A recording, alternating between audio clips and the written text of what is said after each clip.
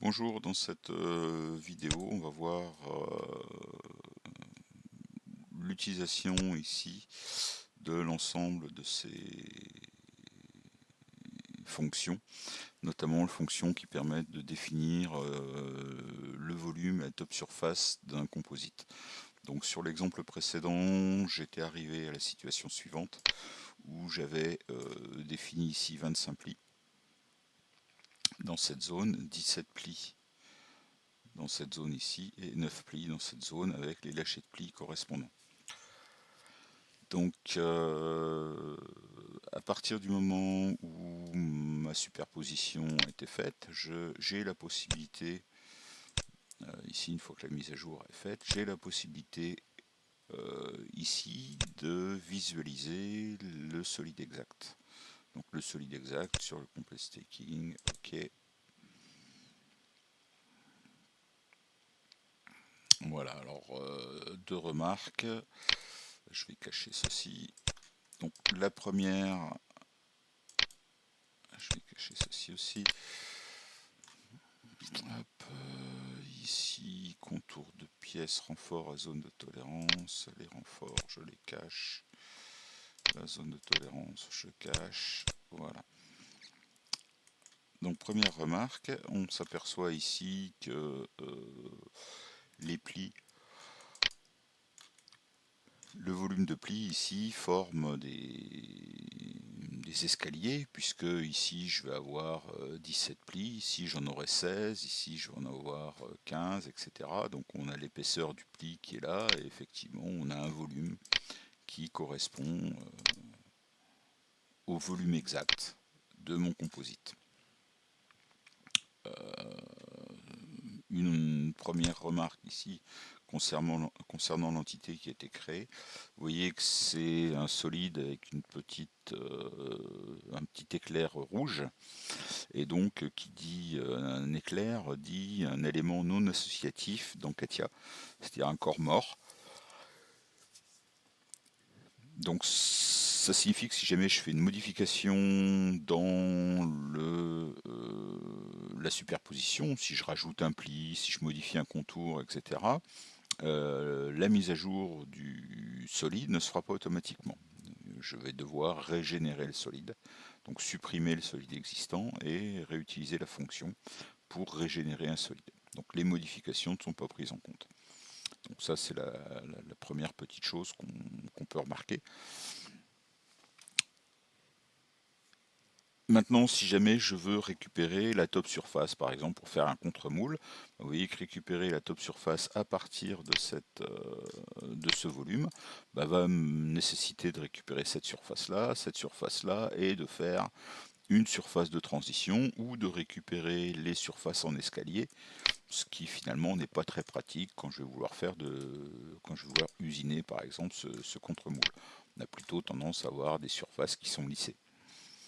Alors, ces surfaces lissées, on va pouvoir les générer, et le volume lissé, on va pouvoir le générer à partir des icônes qui sont au-dessus ici. Donc la première chose à faire, je vais supprimer hop, le solid body, donc je vais le cacher, puisque je vous montrerai tout à l'heure que ce que je vais créer, c'est exactement la même chose. Donc ici, les icônes, je vais les prendre dans l'ordre. La première chose, je vais prendre l'ISO Thickness Areas. Donc le logiciel va rechercher de manière automatique les surfaces d'ISO épaisseur. Donc pour ça, je vais simplement lui dire que j'ai un lâcher de pli qui fait à peu près 15 mm. C'est ce que j'avais tout à l'heure. Donc je vais mettre 15 ici. Je vais mettre 15 à ce niveau-là et je vais mettre 15 à ce niveau-là. Donc je ne vais pas forcément lui laisser le choix. Et ceci étant fait, je vais lui dire calcule les surfaces d'iso épaisseur. Donc voilà ce qui a été trouvé. La surface ici du pli 25, la surface du pli 17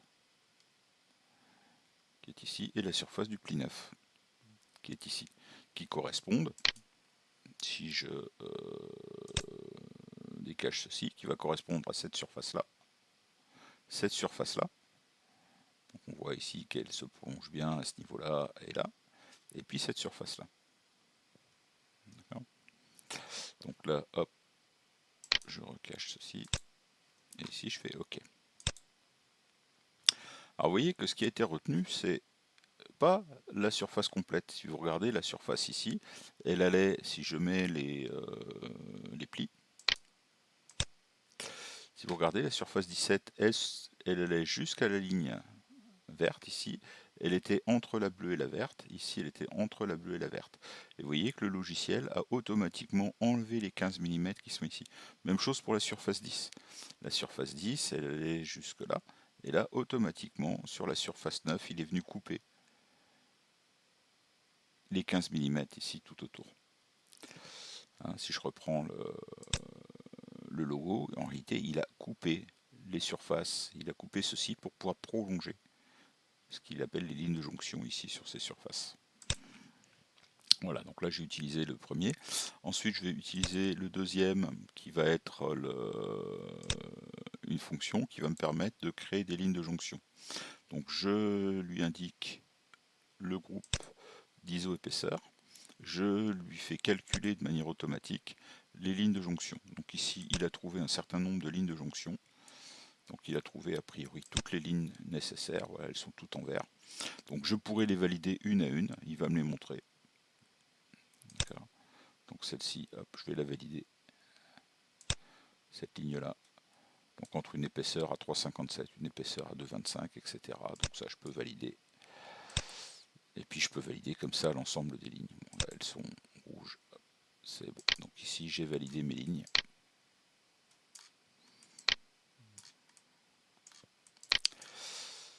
Donc les lignes ici ont été générées. À partir de là, maintenant, je vais pouvoir, mes lignes de jonction sont validées, les ISO thickness sont validées. Donc je vais pouvoir ici définir mes donc deux choses, soit la top surface, soit le solide. Donc si jamais je veux définir le solide, je redéfinis ici les groupes d'iso-épaisseur. Je définis également les lignes de jonction.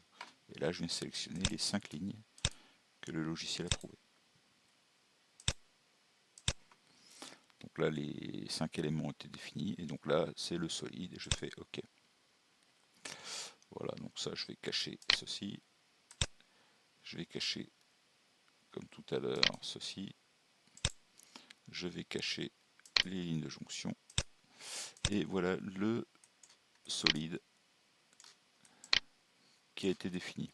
Et vous voyez que cette fois-ci, entre la surface ici qui correspond au pli 17, la surface ici qui correspond au pli 9, et ben j'ai une zone de transition cette fois-ci qui va être sans les marches de tout à l'heure. Si je superpose les marches de tout à l'heure et que je viens regarder ce qui se passe à ce niveau-là, ben vous voyez qu'ici les points sont confondus. D'accord, il a comblé l'espace entre le point qui est là, le point qui est là, le point qui est ici, le point qui est là, celui-ci.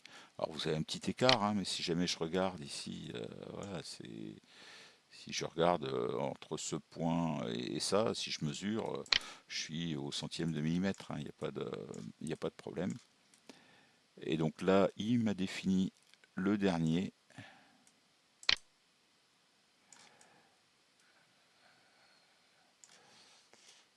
Voilà, donc le dernier normalement s'arrêtait ici.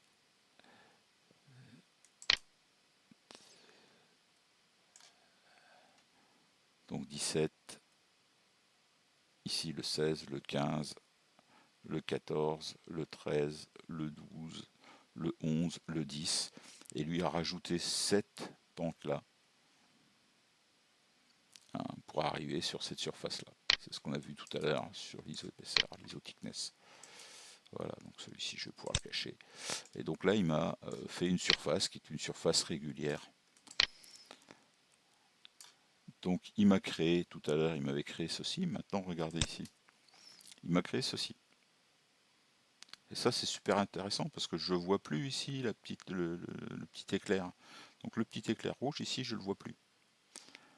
Et donc ça veut dire que maintenant si jamais je modifie l'épaisseur de mes plis, si jamais je change de matériau donc pour modifier l'épaisseur, si je rajoute des plis, etc., ben, automatiquement il va créer le groupe d'ISO épaisseur, il va créer les lignes de jonction, et si je modifie pas en profondeur mon matériau, notamment des géométries, etc., eh ben, il va me refaire le volume sans que j'ai à intervenir de nouveau, sans que j'ai à régénérer de fonctions. Vous voyez la différence entre un solide mort, avec l'éclair ici, que je suis obligé de refaire à chaque fois, et celui-ci qui est associatif. Donc ça, c'est super intéressant.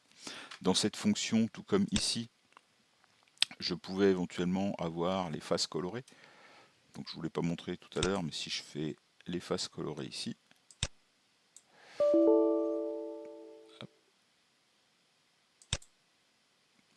il m'a défini, alors je vais cacher tout ça,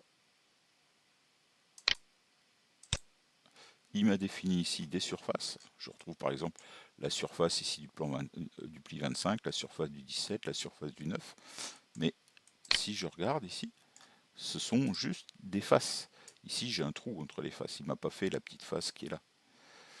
D'accord. Donc, si je veux faire la top surface à partir de ça, je suis obligé d'associer tout ça et de créer les surfaces que j'ai ici. Donc, de créer des lignes ici pour, à partir de ces lignes ici, créer des surfaces, des remplissages. C'est vraiment le bazar. Donc, c'est vraiment pas quelque chose qu'on fait, on ne fait jamais. Il n'y a pas de problème. Donc, ça, hop, je peux le supprimer. Par contre, ici, je vais pouvoir de la même façon que tout à l'heure, lui dire je travaille avec ce groupe, je travaille avec les lignes de jonction qui sont ici. Et je vais définir la top surface. OK. Et là, il va me définir une surface qui est ici le pli à 17, ici le pli à 9 et ici la rampe, le lâcher de pli entre 17 et 9. Et donc là, j'ai ma top surface, là encore, qui est associative, j'ai pas d'éclair, j'ai pas de choses comme ça.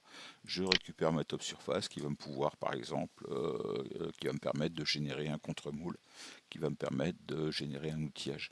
Donc c'est vraiment quelque chose qui est intéressant, hein, dans l'utilisation ici de ces fonctions. Donc c'est les fonctions qu'on retrouve aussi ici, hein, dans insertion, ici, top surface et solide. Donc on les retrouve.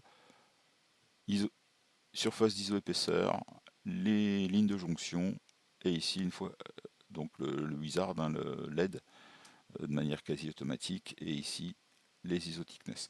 On peut éventuellement créer à la main des lignes de jonction, hein, s'il y en a certaines qui n'y trouvent pas, on va pouvoir les supprimer, on va pouvoir les invalider, on va pouvoir en tracer de nouvelles, il n'y a pas de problème. Donc voilà pour la présentation de ces fonctions qui me paraissent essentielles à connaître pour pouvoir générer de manière efficace un composite. Je vous montrerai comme ça au fur et à mesure des nouvelles fonctions, hein, sur CATIA Composite qui peuvent vous être utiles. Par exemple, à un moment, on verra comment déplier un pli, comment récupérer le contour, ce qui nous permettra ensuite de sortir un DXF qu'on pourra utiliser par exemple pour une machine de découpe. Je ferai ça en TP avec certains d'entre vous bientôt. Voilà, à bientôt pour d'autres petites vidéos explicatives.